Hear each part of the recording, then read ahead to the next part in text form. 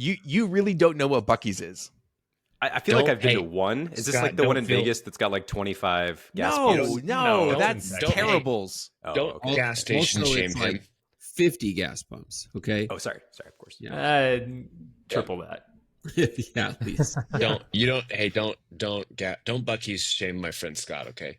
No, I absolutely will. Look, Scott, Buc-ee's is like if Maverick and Disneyland had a love child, it would be Buc-ee's. It is the happiest place on earth that you can buy gas at. I really am beginning to wonder if you're getting paid for this. No, the Buc-ee's sponsorship. Are they a customer? Oh, I wish. Cam, Are you kidding me? Would you call Buc-ee's and see how much they would pay to have us talk about them this much? Well, what I know about Buc-ee's though is that managers there make like $156K a year. Not like I've looked into it that deeply, but I'm just saying. Sign me up. Full benefits. Jack's thinking of quitting and joining Buc-ee's as a manager. Yeah. No one cares about AI at Buc-ee's. Buc-ee's. All right, here we go.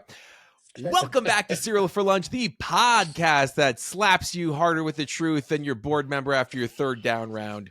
Today, we've got a full founding five. Brett, Built Different Larson. Sot, the Sass in Sasquatch Smith. Brandon, Wait, Let Me Push a Memoir First Right. Chad, Reply All, Let's Wait for Him Ingram. And Zach, the Not Tied to MRR, Except Emotionally Oates.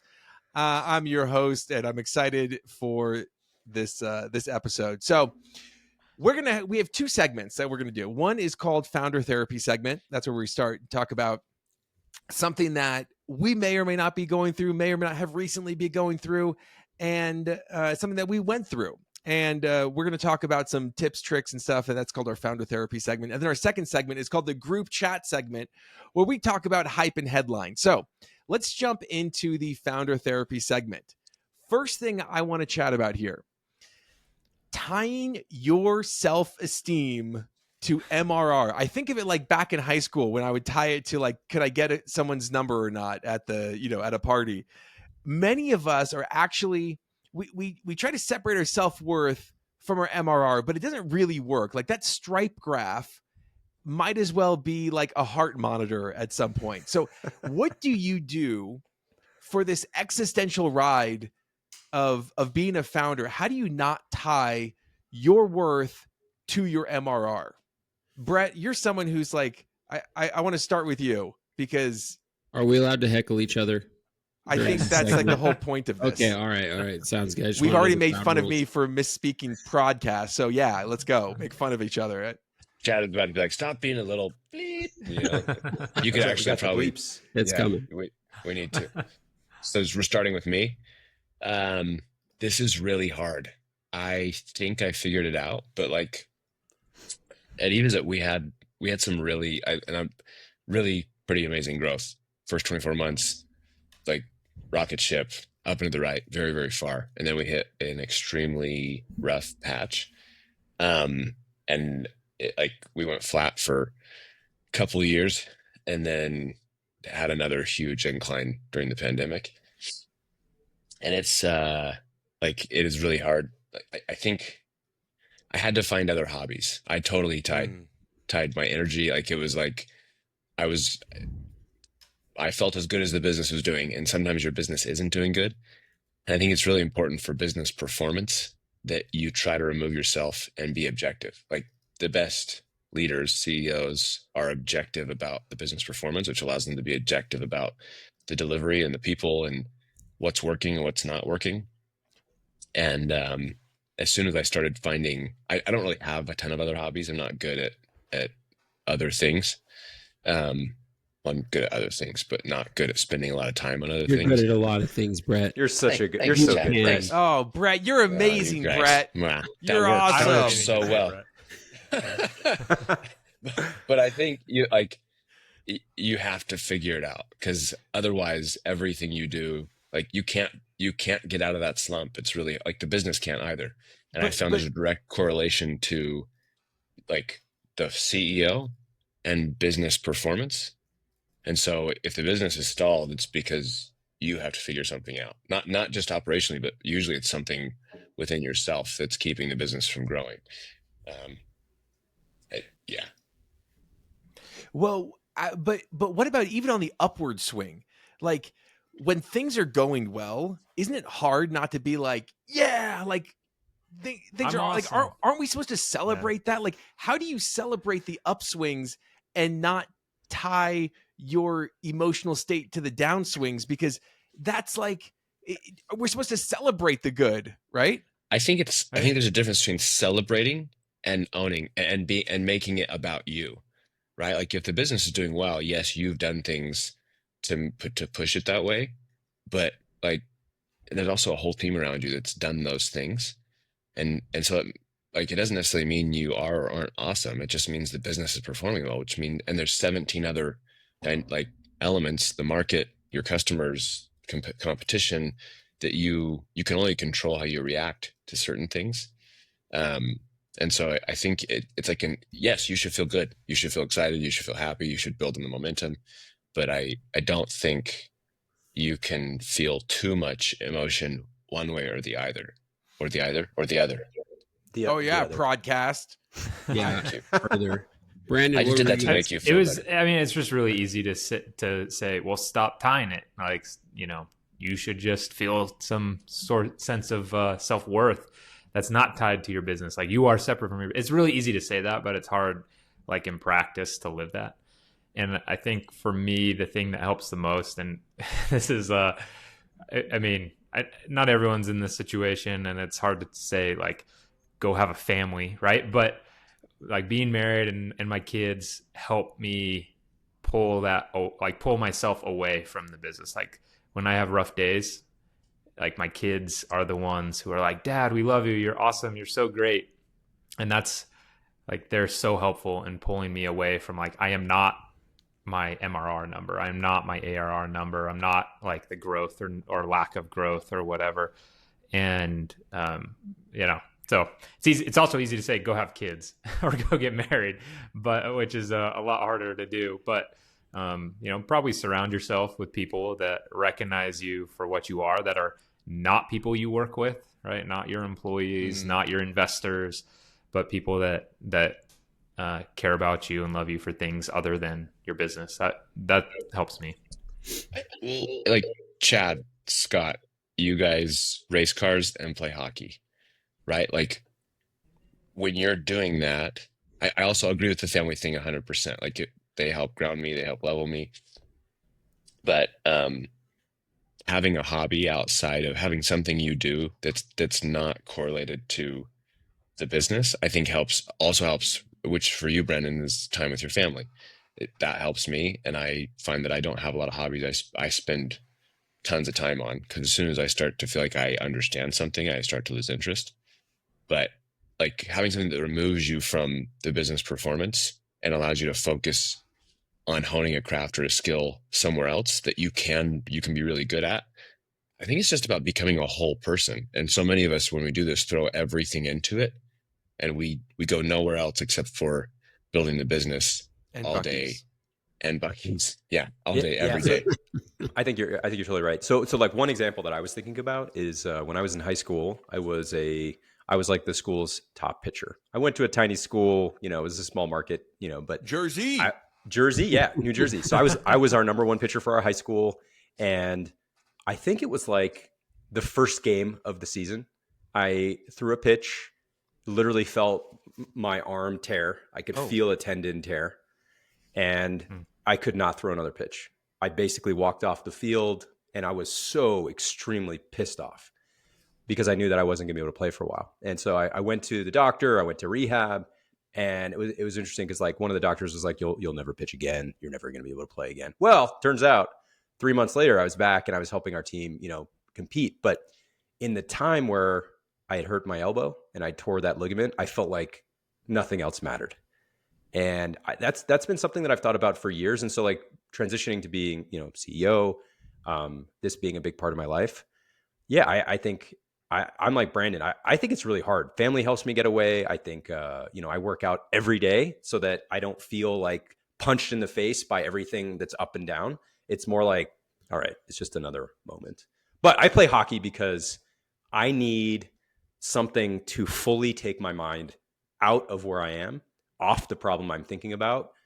And literally there's no way, because I have to I have to shoot, I have to hit, I have to skate as hard as I can. And there's no way. And I feel like, Chad's is like more intense than mine because there's no chance I'm going to die or really get hurt. Cause like, it's a bunch of beer league 40-year-old men playing with me. Yeah, Chad's but you could get hurt. Yeah, You I could get definitely hurt. I could get hurt. But Yeah. quick, two things. One, can we isolate that Scott spent some time in rehab? I think that brings a pretty interesting thread into The this. song, what is it, the Rihanna song that came into my head? They try to get me go to rehab. That came in right as he said that. I was like, gotta And put that in. second, medicine / science. Way to go, Scott. Way to prove medicine wrong. That's right. That's right. Yeah. So on There's that a little one, bit of this. the little bit of like, I don't know, the real answer, I feel like, having done this now for a while, like, and I think we've all done it plenty long enough to know, but I don't think you can untie it. You are gonna feel crappy if the numbers are bad, and you're gonna feel great, if the numbers are great. But there's, I think, things that you could do to relieve some of that pain, and I think definitely family helps. I mean, how do you continue having a crappy day when you walk in and your kids greet you and they have no idea how much money you do have or don't have, or how your day went or didn't go? So that helps a lot, definitely. But I find like I chase adrenaline, and I think I can get it consistently racing and practicing racing or driving or whatever. And for me, it's like you find yourself in a situation where so much is like, I don't know, distracted away from, like, how do I say, like, you can't possibly think about something else while you're doing it. That's kind of, I think, what Scott was also saying. So it's so healthy that it literally is like a full reset. Anyway, that's what's great for me. Yeah, because I think that one of the things I love that idea of having a hobby. I wonder what that would be like. I do. I mean, like, I guess I have like. You go to Buc-ee's. I guess I go to Buc-ee's, right? Yeah. I guess I do Legos, right? Like that's kind of. If you look at Legos. Zach, if you look at your Instagram handle, you love food, you love restaurants. I know it's part of your business, but it's also something you truly care about and are passionate about. Yeah, like going out to eat is like, aside from my family, is like the highlight of my day, right? Like I love food, and it's a passion of mine. So it's nice that it's like I'm in the food space, but I do like that idea of like having a hobby outside of like what you do. And I think I'm working on that right now. I think the closest thing I have to a hobby is like my 6:30 hot tub sessions. And like I get up early, I get in the hot tub, and I think that's it. But I think anyway, take away from this conversation for me is like having a hobby as a founder is okay, and in fact maybe needed. And I think that for me, the mindset shift that I try to, whenever I feel like the upswing and I'm like, oh, or I feel the downswing and I'm like, oh, I just remember this is Monopoly, right? We are playing Monopoly. This is the game. This isn't real life. On my headstone, it's not going to talk about founder of Ovation. This is going to be a footnote in my life memoir, and I don't want my life to be about Monopoly, right? Yes. Do I like winning at Monopoly? 100%. But guess what? I know that there's always something that, I've worked hard to elevate my ordinary. And so I could go full bore into Ovation, bless you, because if it doesn't work out, I can go get a job somewhere and it would be okay. I would not be like super fulfilled, but I know that my family would be provided for. And I think that for me, that's what allows me to go like full send on Ovation, is knowing that my safety net is pretty high up. And I feel, and then having that second mentality of like, remembering that this is Monopoly, and it's okay to want to win at Monopoly. It's not okay to throw the board across the room, Annie, my wife, when you lose at Monopoly. Hey, can I say one thing? So while we're kind of on this subject, I think that, depending on, who the listeners are, but this is a unique group where we all kind of have enough experience now. But compared to first time founders, I think what sorry, I'm getting a little bit of echo through the speaker. I don't know if you guys are hearing that, but Yeah. Wait. the, What? Wait. Can you like hit your gain down a little bit? yeah, It's like how's pretty. that? I wouldn't even know how to do that. Oh. He said it. What- There's what's a knob gain? that says gain. Gains. It's right. Okay, so I had just started or recently I started. think you turned distro. it up. Did I? Hold on. How about now? Okay. All right. Thanks guys. Sam.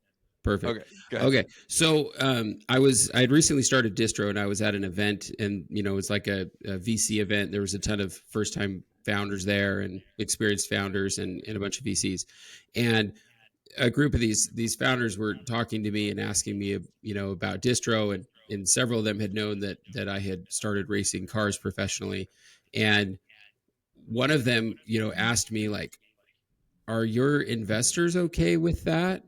Oh.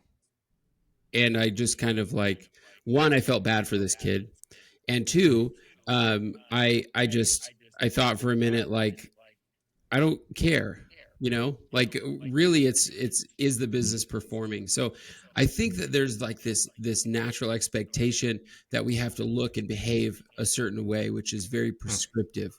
And there is no one way to load the dishwasher. There is no one way to build a business. And every founder is going to have their own twist, right? Now, there's certain things that just aren't going to perform as well. And certainly I spend less time now doing what I like to do outside of work than I did before. But it's just something something really, really interesting to consider, right? Like not thinking that we have to be the business. Like Chad is distro, Yeah, and I Zach think is Ovation. Yeah. It's difficult to do, but I think it's especially hard now. I don't know if you guys have noticed this, but it seems like what is the differentiator for our products, our companies? It's becoming founder brand. yes. And so you actually do need to associate yourself with the company. And if you're not engaged, it's obvious and people see it. So I think that's actually one of the things that's really tough, whether it's LinkedIn or social media or posts or content. I think that's become the current thing. Yeah. I think though, unlike a company brand, people want to see multifaceted founders. They want to feel like like the whole point is to be interacting with a real person. So I'd say my piece of advice for people who are trying to find something that disconnects them from their business, like that gives them a reprieve from the ups and downs, the winning or the fighting. And in a startup, it's always fighting, is go back and like, look at what you loved doing as a child, right? Like I fell back in love with Legos, right? Like Chad probably liked pretending to drive race cars as a kid. Scott liked sports. Like I think you go back and you find Brandon loved spreadsheets. He loved crunching numbers. Loved them. It was That's all like I as a do. kid, his Christmas 2000, he got a computer, Windows 95. Full With Excel Office suite. preloaded. And Yeah. AOL 2.0. Oh my gosh. Don't you guys miss those chat rooms? Like putting your away message, something really cool, like playing hockey with my bros, Even though you weren't, even though you were like, having Doing dinner with chores. mom. he was at playing Doing math in PlayStation. Excel. Oh, okay. All right. So I guess bottom line with this topic is it's less about margin. It's more about mindfulness. We should be really focused on how do we stay a whole person and really finding things, whether it be family or hobbies, that bring us outside of it, and not be ashamed and not be afraid of that, because people want to see that and want to understand that we are authentic humans as well. So, all right, moving on to the group chat segment, hype and headlines. Slack and Salesforce, terms of use drama. All right, they just updated their terms saying that your data stays in the platform so that they can train their AI. So basically the translation is like, look, your internal rants and roadmap dumps are now LLM food. So what do we do? Is this the cost of convenience, or is this slow motion IP theft? What is going on? How does this change things? I think if they don't fix that, they are going to lose droves of customers. This is like a perfect opportunity for someone to come in and disrupt. If it is what I think it is, which is like, how do you enable it's your data all of a sudden they're telling you you can't use your data, I think it's going to send customers jumping to HubSpot or the next iteration of the CRM or company chat channels. I like, honestly, this impacts Steve in a big way. And so we've got to figure out some way to get around this, because like as we're starting to grow these businesses, the proprietary asset we have is our data.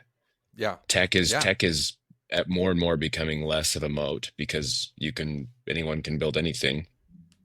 And so business value is going to be built on proprietary data. So I think that's really interesting, because I literally just had a conversation with an investor yesterday, and he goes, I love your product. And he goes, but here's two things I like about your company. I like the brand that you've built, because that can't be replicated with AI, and the data that you're collecting can't be faked by AI. And he's like, those two things are AI proof. And I was like, I thought that was really interesting. I'd never thought about how important that data is, and how these investors, like, they're literally looking at the value of the company. They're like, your product is great, but like, someone could build anything.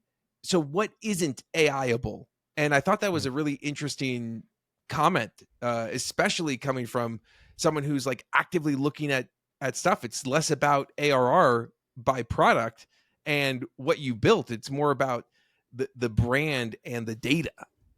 I think one of the other things I've been thinking about is not so much like the repercussions of Slack and Salesforce making this decision, but it does make me wonder why they made this decision.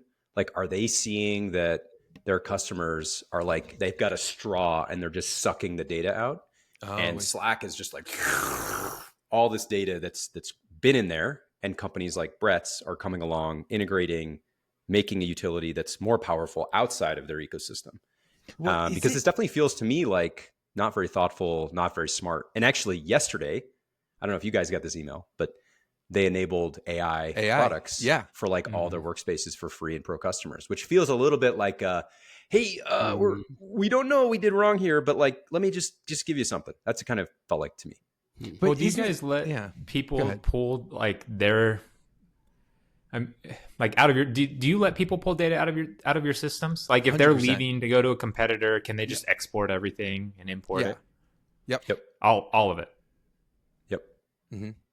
I don't love it, but I also think there's a whole like, GDPR, data privacy, data rights. There's all this stuff. And I'm not saying it's like ideal, but I think data transportability has become what's expected. I think they're just slowing it down though. When you guys do integrations with other businesses, do you open up everything to those other businesses?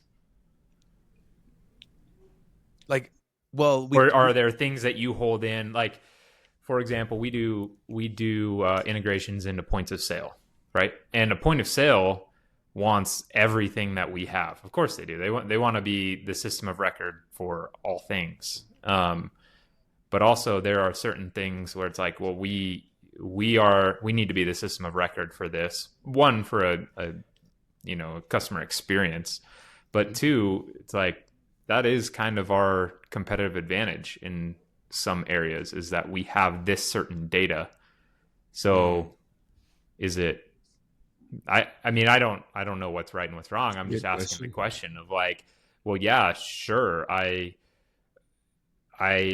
from a consumer, I'm like, hey, Slack, don't, let me have whatever I want with my data and send it to whomever I want and do whatever I want with my data. But on the other hand, Slack's like, well, this is our competitive advantage. This is what we provided this tool for you. You put all this data into this. Like, if we start sharing that with everybody, why use that? Like, why do we even exist? I guess for us, I look at it in terms of less of the data that we have and more of the data that we're enabling them to collect, right? Yeah. Like we have a lot of data, but it's the fact, like, the tool allows you to do this every day because the data has some diminishing returns as time goes forward, right? And so that's how I look at the data and why we share our data. Here's the thing that I think Salesforce is missing. When you have one data set, the ability to to apply AI to it and have it be really good is limited to how good that one data set is. But as you layer multiple data sets on top of each other and unify the schema, you get dramatically better data sets. Like you think about for each of your finance functions, your CFO, VP finance, they probably never, if ever, get it wrong. They know when the contract starts, they know when it stops, they know how much you're charging, they know when to bill, they know when they've expanded or when they've contracted. Your sales team like can barely get the close date right if they do at all. So I think this is where like Salesforce is going to shoot themselves in the foot. Yes, they're getting so much of our customer data. How many of us have every piece of our business sitting in Slack or Salesforce? Like, not a lot. So I think to Brandon's point though, I worked at Facebook for a few years, and I think when I joined in 2013, there were all these social apps that were just sucking data and making birthday apps, calendar reminder apps, like social connections, all these kinds of things. There's a company I think it's called Branch. They basically exported 500 million profiles plus or minus and tried to build their own equivalent of LinkedIn. So, I mean, I think it's totally right that like most of these third-party API companies are going to say, yeah, I don't think we want to give all that, but it does seem like painful. I know. Right. Yes, for LinkedIn right now, there's one of their huge strategic initiatives right now is data protection. And so there's a lot of crawlers and scrapers going through LinkedIn and pulling, extracting data. Some of them you can buy. Some of them are kind of, low key, and you just buy it from some freelancer on Upwork or something. But they're very aware. And I think this is true. This is an interesting topic. This is something that is like the ancillary, effect of AI. And so it's like everybody now is back into, all right, what do we have that's proprietary? Let's protect our data. So it's super relevant. It's definitely happening. So whether to give or get, like, for distro, we do a lot of pulling. We're kind of like the endpoint API. And we just started getting into pushing. So we'll like push summaries and scores back to some ATS platforms.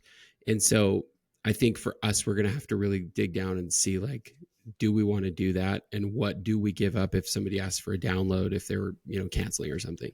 So. Well, and I think, isn't there a difference too between like someone canceling and then having an integration where they could pull everything in real time? Definitely. Right. Definitely. Because like if someone's canceling, it's like, you're canceling. I'm not someone who, I'll put it this way. Besides the people I proposed to, I'm friendly with every ex I had. You know what I mean? Like I once you propose to someone, I feel like that kind of like, steps things up a little bit. But like I try to keep friendly relationships with people when they cancel. It doesn't happen often, but like when it does, it's like, okay, great. Like what data can we help you get? Like, I don't know, like what good does it do to be bitter about it? You know what I mean? No, for sure. I think you're right. Like, and if someone asks us, they're canceling, they're like, hey, I want this data. We're like, okay, yeah, we're going to do what we need to do to help them get that data.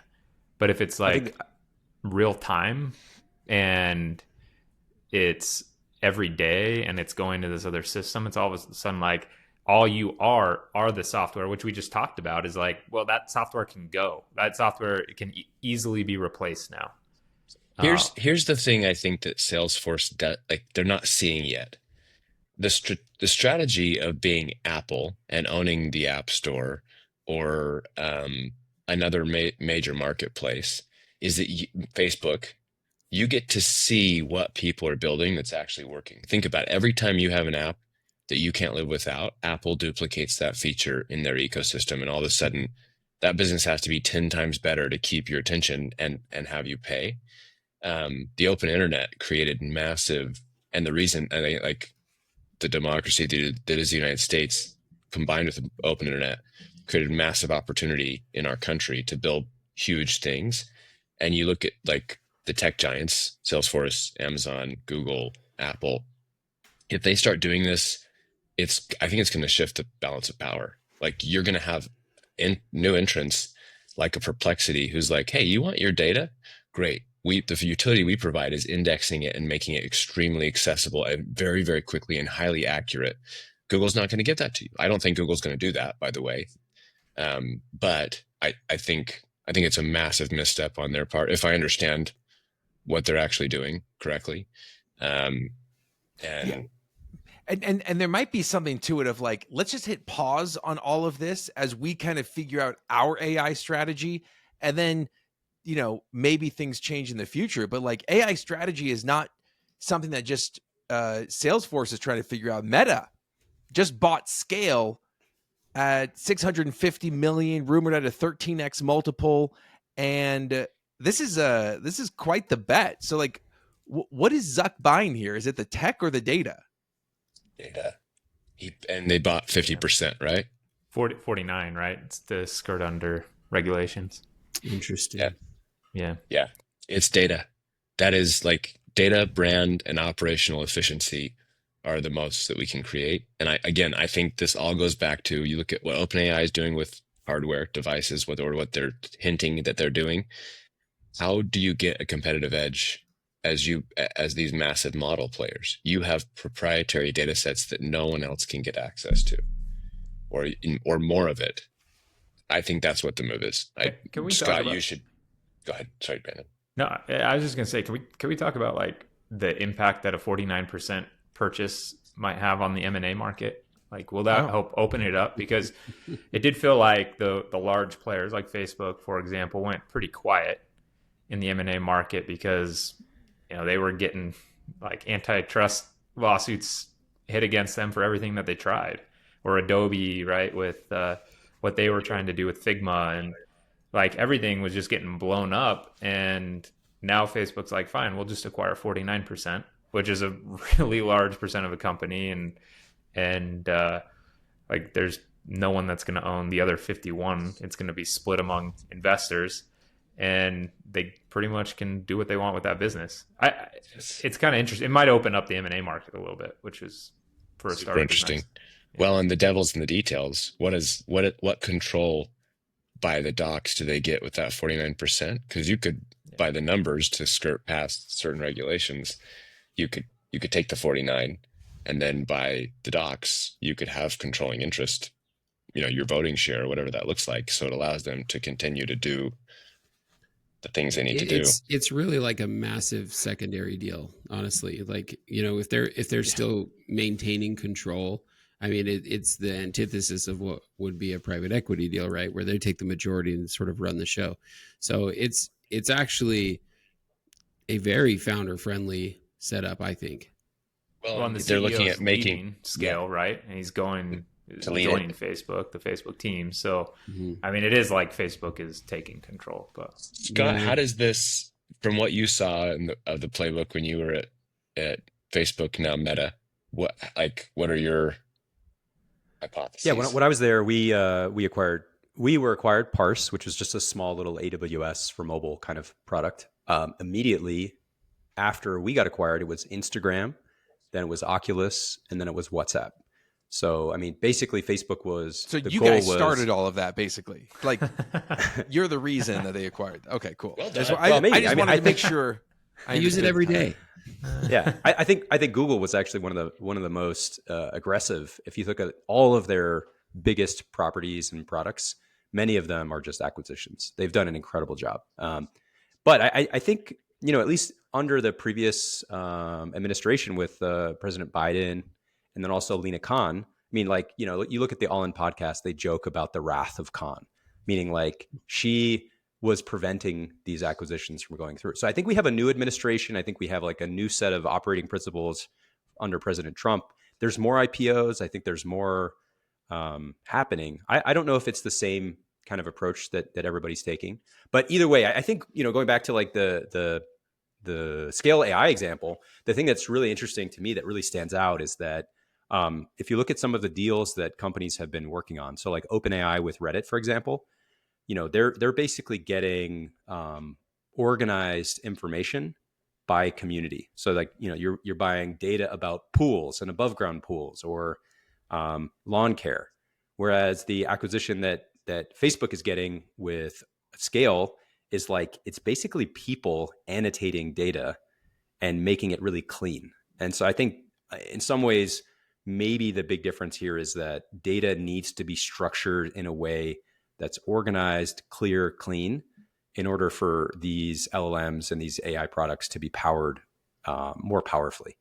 And so I think that's the thing that's really interesting to me. And it goes back to, what data do we all have? What data does Salesforce have? Salesforce has really organized, structured data that can power a business. I just don't think they figured out how to monetize or build something that's useful. Or how to get reps to enter that data accurately. But I think that is Yeah. when That's one of the funnier jokes you've made on this show, because if you're a leader, you know exactly that problem. Oh my gosh. I love looking at a Salesforce report with a custom field and being like, so of the last 100 items, one person filled it out, and it looks like that was a test. Okay, great. Thank you. My favorite is a rep that you've been working for 2 years, and they're like, no, it's going to close this quarter. I'm like, are you in contracting? What's contracting? Do they have a price yet? But okay, but thinking about this, like, why didn't Facebook just like, why isn't Meta just like doing their own AI thing? Like, why do they have to spend $650 million? They have like one of the most powerful Llama. AI products that's open source. So I'd say but what they're I'm one saying of is, the like, big three, right? but why bring scale AI in? All these models without new proprietary data sets, like that no one else can get, are quickly reaching an asymptote. It's why I think DeepSeek was able to accomplish what everyone else accomplished for, what the stated $5 million and twice as fast, because they have access to all the same data we have, right? Well, clearly you guys missed the news yesterday when Harvard and OpenAI announced a partnership to work through their entire library.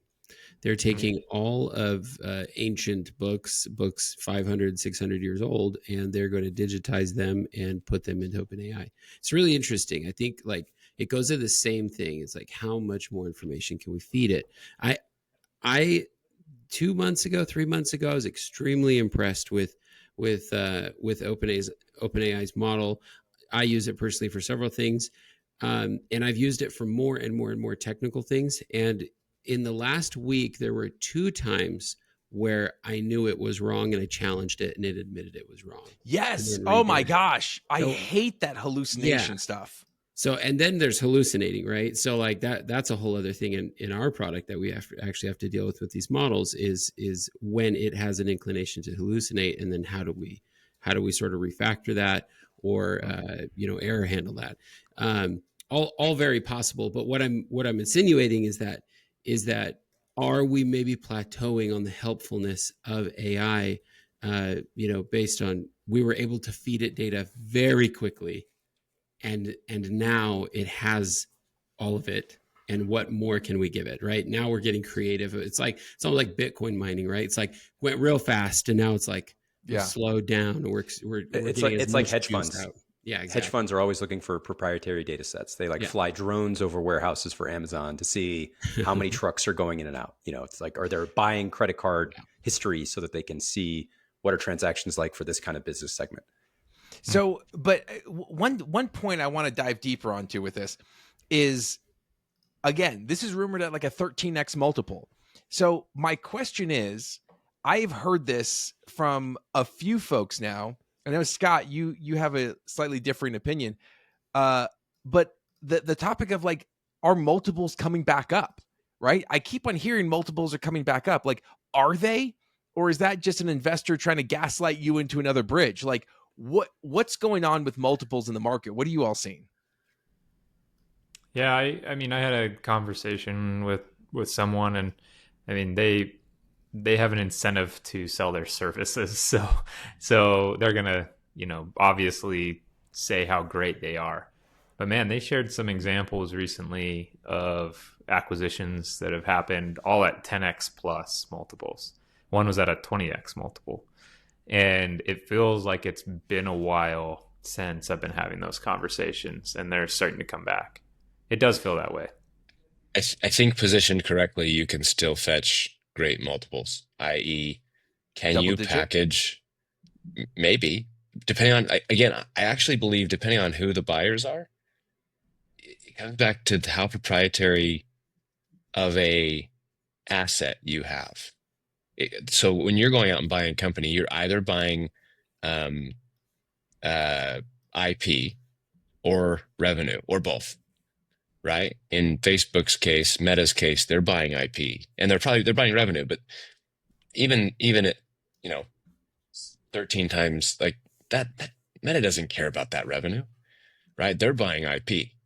And so as we look at our businesses, it's just a matter of like, what is it worth to Meta, not how valuable is the company? It's like, okay, so the question you asked is kind of open-ended, and it's really falls into two segments: an acquisition market and a equity market, whether it's venture or later stage growth, right? And the bigger the rounds get on the growth side, growth equity, private equity gets a little bit closer to the M&A market.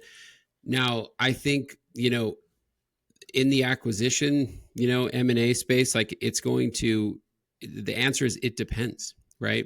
A strategic one might pay, X and another might pay Y, and it will vary very greatly, like very, and on the venture side, I think it's a little bit more formulaic. I think you can count on that quite a bit more, especially on the earlier stages. So I am hearing that on the venture side, things are coming back up, at 10x and north of 10x. I think some, founders could kind of count on that 10 to 12 or better, depending on how good they are, obviously. But in the acquisition market, it's just like anything. Like it's as valuable as somebody is willing to pay for it. I think people really need to understand who it is that they're talking to and selling to or trying to sell to. It's like if I take I'm a car guy, so a Skyline Nissan GTR 1995, right? And I put that on Facebook, and is that a good car? Well, I'm going to tell you. So, somebody, Zach, might look at this car and be like, I will give you $3,000 for your shitty car.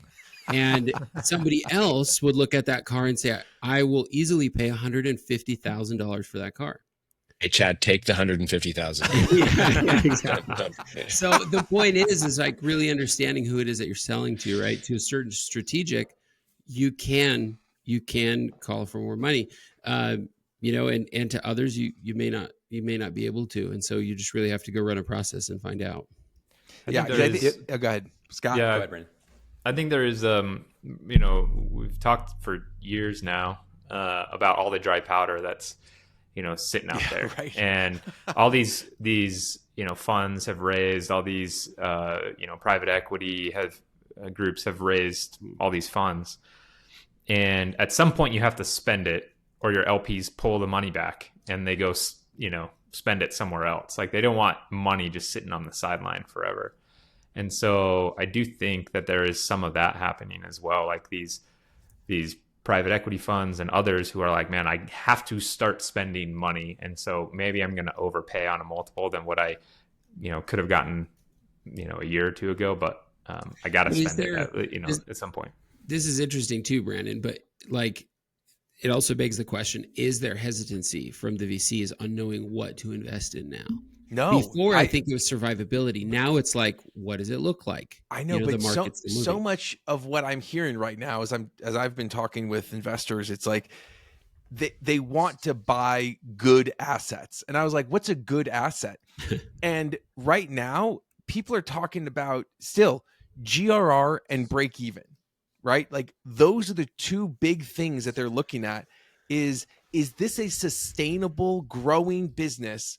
Because I think everyone kind of knows once you hit that 100 million mark, Chad, we were talking about this at lunch the other day, that 100 million mark, it's hard to get beyond that. But if you have you can't sell yourself above that, but good GRR and good business fundamentals that mean the business is making money, people are investing much higher multiples in that. Like someone told me, for example, they said, look, if you make $1 a month, that'll be 2 to 3 turns on your multiple just to prove that you can do that. And I thought that was like pretty shocking to hear. I also think there's a couple of. Go ahead, Scott. Oh, I was just okay. So I have two thoughts. So I think first of all, just going back to the Scale AI acquisition, if you look at the multiples that Facebook has historically purchased companies for, like let's say Instagram. Instagram effectively had no revenue. They were bought for $1 billion. So it's effectively infinite, valuation or multiple. WhatsApp, they had 200 million in net loss. They were bought for essentially 1900x their revenue. Oculus, effectively no revenue. So I think in this case, what's interesting to me is that they have specifically priced the data purchase at like 13x, where like in the past they've been willing to buy for infinitely more. So I think that's a super important point, because in those examples, Instagram, WhatsApp, they were buying revenue. They were buying audience, which for them translates to ad revenue, right? Like eyeballs, impressions. That was like they were buying like an audience in products that had product market fit at scale. With scale, the company, they're like, you're right, they're pricing the data acquisition and the bet. One, they've made their model open source, which kind of makes it really hard for the rest of the models, right? Because all of a sudden you're like, yeah, come use it. And two, it gives them access to a set of data that ideally, at least some subset of that, no one else has. So when you look at the question you asked, Zach, I think there are two types of VCs. There are frontier investors, meaning they're looking at the future of technology and saying, I'm going to place a bet that this thing is going to change the world, and this is going to be the leader in that world change, and I'm going to get a ridiculous return on my capital. Most VCs don't have the luxury of playing there, because those things take 10, 20, plus years. Everyone else is like, what are the business fundamentals? How do I find a solid business? Yeah. And how do I make my business model more about like base hits, and hopefully moonshots and base hits? Yeah. Yep. Hopefully I'll get, but they're incented to deploy capital. To Chad's point, if they don't, it gets taken away. So they need to get their capital out there to collect the fees and to have a hope of upside on the outcome. Yeah, which is why I'm saying that there's going to be a lot more people looking for solid businesses than those frontier people, because those frontiers, they haven't been sitting on dry powder, right? It's the people that are the majority of investors who are looking for ways to deploy capital because they might have been a little scared in 21, worried in 22, wondering in 23, 24, and now it's 25, and they're like, hey, like put some stuff to work. And I feel like if you're going to run a business and you want to go for the most likely outcome, it's like start with the business fundamentals, because I feel like that's where you're going to have your biggest pool of people. Now, contrarian point of view, real quick. Final contrarian point of view, Brandon, and then we're going to wrap up. So Bessemer Cloud Index, right? Like, if you guys are not familiar with it, it's just tracking the multiples in the public markets on cloud-based companies. I mean, they haven't moved, really. So the contrarian point of view is like, yeah, maybe in the private markets and private acquisitions and M&A that, like, yeah, we are starting to feel some rumblings of multiples coming back up. Public markets aren't showing that yet. It's true. All right, T. Well, whether you're tying your self-worth to MRR, dodging Slack's data grab, questioning Meta's AI splurge, or squinting at your multiple, welcome to Startup Life in 2025. So like, subscribe, and share. And remember, Cereal for Lunch is part of your balanced startup.